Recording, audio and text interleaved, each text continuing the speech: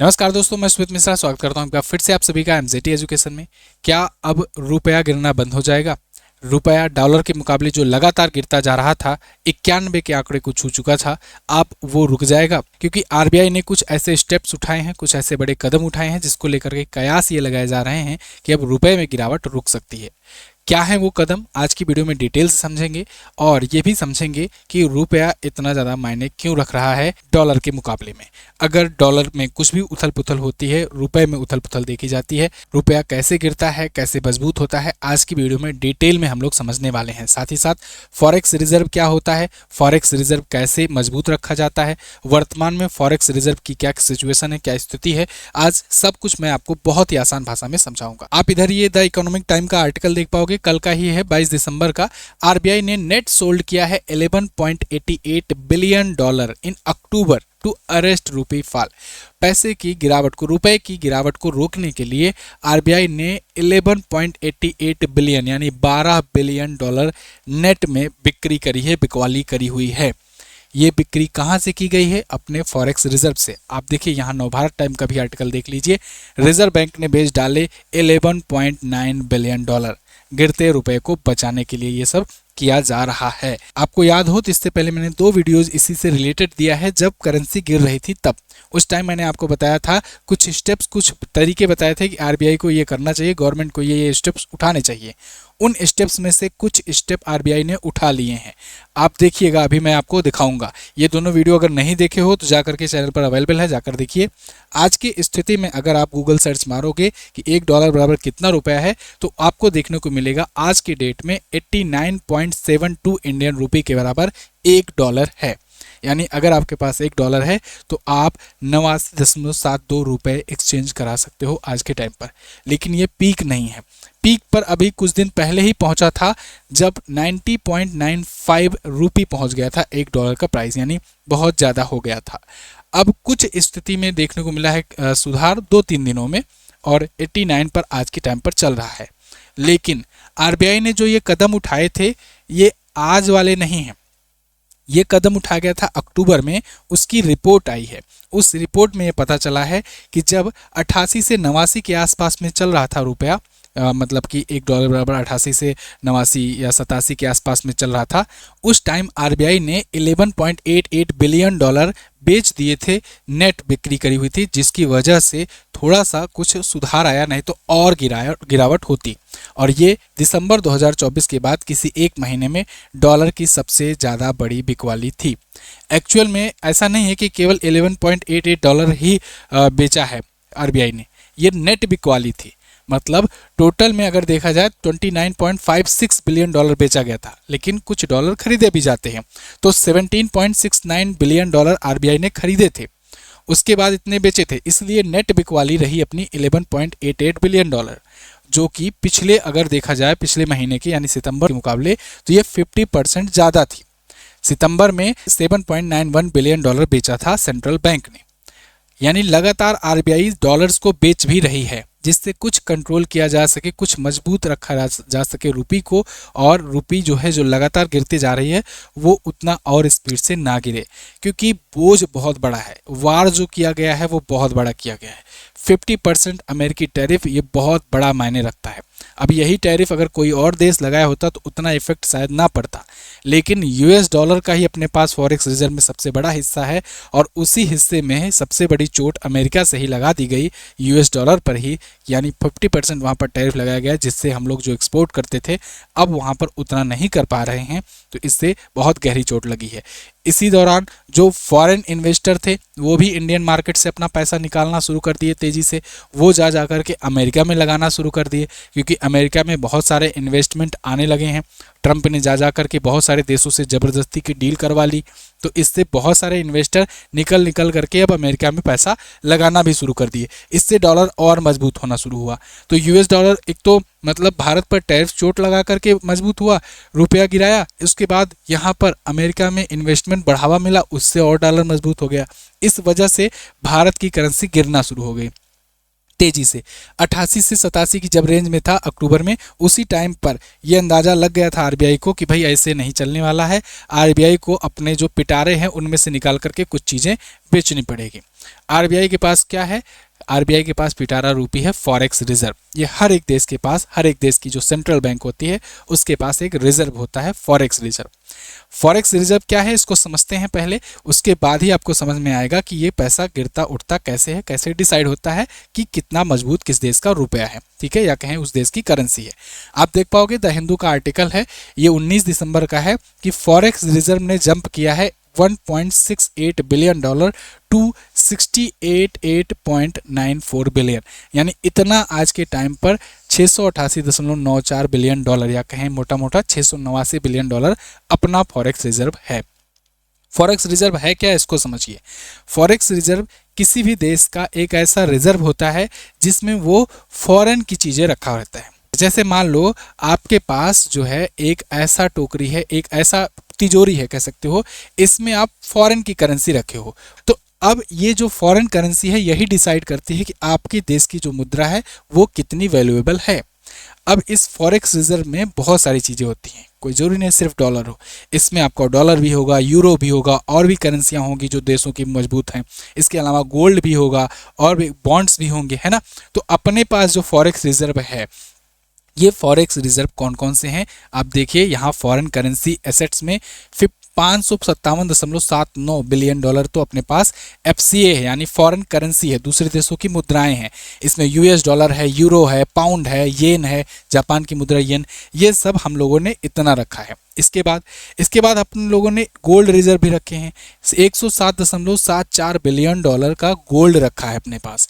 इसमें जो है सिग्निफिकेंट ग्रोथ हुआ है 2025 के एंड में, क्योंकि गोल्ड आपने देखा होगा न्यूज़ में भी, मैंने भी बताया था, कवर किया था कि आरबीआई लगातार गोल्ड परचेज कर रहा है। ये आरबीआई ही नहीं कर रहा है, बाकी भी दुनिया की बहुत सारे देशों की जो सेंट्रल बैंकें हैं वो लगातार गोल्ड को परचेज कर रही हैं। ऐसा क्यों? क्योंकि ग्लोबली टेंशन की सिचुएशन बनी हुई है, कहीं भी कुछ भी युद्ध हो जा रहा है। तो ऐसे में सबसे जो रिलायबल, जो सबसे ट्रस्टेबल जो एसेट होता है वो गोल्ड होता है। तो दुनिया भर की तमाम सेंट्रल बैंक ने गोल्ड भी खरीदना शुरू किया है। हम लोगों ने भी, आरबीआई ने जो ब्रिटेन में गोल्ड रिजर्व रखा था उसको भी बुला लिया है, उसको भी मंगा लिया है, 100 टन से ज़्यादा, आपने देखा होगा न्यूज़ में। तो ये क्यों मंगाया जा रहा है? क्योंकि ये भी देखा गया है कि रसिया यूक्रेन जब हुआ था तो रसिया के जहाँ जहाँ भी फॉरेन में जो कुछ भी रखे थे वो फ्रीज कर दिए गए थे। तो कहीं ऐसा ना हो कि जब भारत से कहीं पर युद्ध हो या भारत कहीं युद्ध की स्थिति में आए तो भारत के जो फॉरेन एसेट हैं, भारत की जो फॉरेन इन्वेस्टमेंट है वो फ्रीज कर दिए जाए। भारत ने ब्रिटेन की बैंक में, बैंक ऑफ इंग्लैंड में 100 टन से ज़्यादा सोना रखा था, उसको फ्रीज अगर कर दिया जाएगा तब तो फिर भारत बर्बाद हो जाएगा। अमेरिका को क्या है, ट्रंप का क्या, वो तो टैरिफ बता देगा, सैंक्शन लगा देगा एक ही बार में, लेकिन हर जगह फ्रीज हो जाएगा अपना, इसलिए वहाँ से सोना मंगा लिया गया। इसके अलावा भी सोना और खरीदा गया। तो सोना खरीदने के लिए हम लोग फॉरेन करेंसी ही यूज करेंगे, फॉरेन करेंसी बेच करके ही लेंगे, ये इसमें भी कुछ खर्च हुआ। खैर, अपने पास आज के टाइम पर 107.74 बिलियन का गोल्ड रिजर्व है। इसके अलावा स्पेशल ड्राइविंग राइट्स भी हैं 18.75 बिलियन के, ठीक है, ये इंटरनेशनल रिजर्व एसेट हैं created by IMF. Reserve position in IMF, अपने पास जो आईएमएफ में पोजीशन है वो है 4.69 बिलियन डॉलर का। ये रिप्रेजेंट करता है कि इंडिया का कोटा कितना है tranche in the held with the International Monetary Fund, IMF के हिसाब से, आईएमएफ के खाते में कितना अपने पास है, तो ये भी यहाँ पर डिसाइड करता है। अब ग्लोबल रैंकिंग में अगर देखा जाए कि किसके पास कितना फॉरेक्स रिजर्व है, इस मामले में भारत कहाँ पर है, तो आज के टाइम पर एज ऑफ नाउ चाइना के पास सबसे ज़्यादा फॉरेक्स रिजर्व है 3.34 ट्रिलियन डॉलर। इसीलिए चाइना किसी से डरता नहीं है, अमेरिका से भी नहीं डरता, जाओ जो करना होगा कर लेना मेरा। इसके अलावा जापान के पास 1.17 ट्रिलियन डॉलर है, स्विट्जरलैंड के पास 902 बिलियन डॉलर है और इंडिया के पास 689 बिलियन डॉलर है। इंडिया क्या 689 बिलियन डॉलर ही था अभी तक, या अभी ये पीक पर है? नहीं, इससे पहले पीक पर था भारत एक बार। भारत 2024 के सितंबर महीने में सबसे हाईएस्ट अपना 704.89 बिलियन डॉलर के हाईएस्ट पीक पर पहुंचा था। उसके बाद से फिर फॉरेक्स रिजर्व से कुछ खर्चे भी करने शुरू कर दिए। ट्रंप जब से आए तब से फिर खर्चा ही करना पड़ रहा है, क्योंकि फॉरेक्स रिजर्व से भी बेचना पड़ जा रहा है डॉलर को, जो अपने लोग डॉलर रखे थे। ये डॉलर इसलिए बेचना पड़ रहा है क्योंकि करेंसी लगातार अपनी गिर रही है। करेंसी गिरती है तो उससे बहुत सारे नुकसान होते हैं। नुकसान क्या होता है, आपकी मुद्रा की वैल्यू गिर रही है ना, तो जो इन्वेस्टर होते हैं या जो और नागरिक होते हैं उनके बीच में सेंटीमेंट थोड़ा सा लो होता जाता है। वो डरने लगते हैं, यार ऐसा तो नहीं है कि आप बर्बाद होने की राह पर हो या आपकी करेंसी डूब रही है तो आप कहीं खत्म तो नहीं हो जाओगे। हालांकि क्या स्थिति है भारत की वो भी मैं अभी आगे बताऊंगा, आरबीआई के गवर्नर का क्या कहना है। तो इससे इन्वेस्टर वगैरह डरने लगते हैं, तो इससे फिर शेयर मार्केट पर इम्पैक्ट पड़ने लगता है। अब शेयर मार्केट से लोग पैसा निकालना शुरू कर देंगे, लोग पैसे को डंप करना शुरू करते हैं, लोग पैसे को दूसरे देशों में लगाना शुरू करते हैं, तो ऐसे में और गिरना शुरू हो जाता है। इसीलिए आरबीआई उसको कंट्रोल करने के लिए थोड़े थोड़े मात्रा में बेच करके रोके रखती है। अब बहुत ज़्यादा एक साथ क्यों नहीं बेच सक रहा है भारत आरबीआई?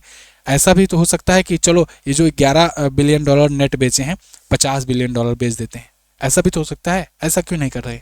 ऐसा नहीं कर सकती। अगर अचानक से फॉरेक्स रिजर्व खाली करने लग जाएंगे तो अपनी करेंसी की वैल्यू कमजोर होने लगेगी। जितना फॉरेक्स रिजर्व है उसी से डिसाइड होता है कि आरबीआई कितनी मुद्रा छापेगा, है ना। अपनी पॉपुलेशन भी तो इतनी ज़्यादा है, इतना करेंसी भी तो यहाँ निकालना है मार्केट में। फॉरेक्स रिजर्व अगर खाली करोगे तो आपकी मुद्रा की वैल्यू गिरने लगेगी, अवमूल्यन करना पड़ेगा रुपए का, तो और ज़्यादा करेंसी गिर जाएगी। तो इसीलिए फॉरेक्स रिजर्व भी बहुत ज़्यादा नहीं खर्च कर सकते।